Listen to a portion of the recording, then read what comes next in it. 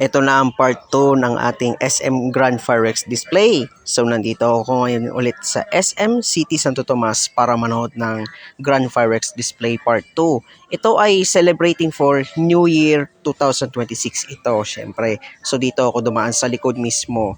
Yan ang Grand Fireworks display na nakapaskil doon sa TV or doon sa screen. At nandito ako sa ground floor habang naghihintay ng fireworks countdown. At umorder muna ako sa Jollibee para may makain-kain din habang naghihintay. Kaya ito, in-order namin yung Jolly Hotdog sa loob. Tinake out lang namin to. At ito, lumabas na kami agad dito sa SM.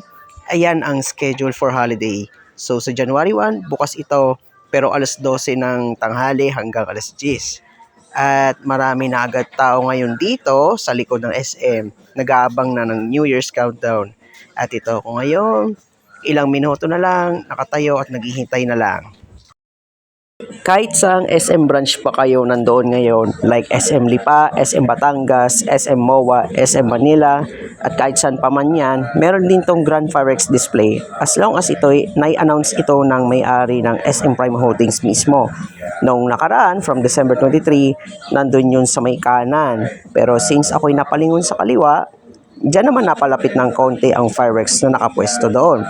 At ito, mas gumanda ito ang lagay ng fireworks, or maybe just like the same it did from before.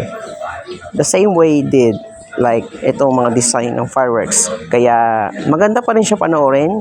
Either may mabago sa design or same pa rin. It doesn't really matter para sa akin. Para sa lagay ng bagong taon, eto na. See you on the next video. Happy New Year sa inyong lahat.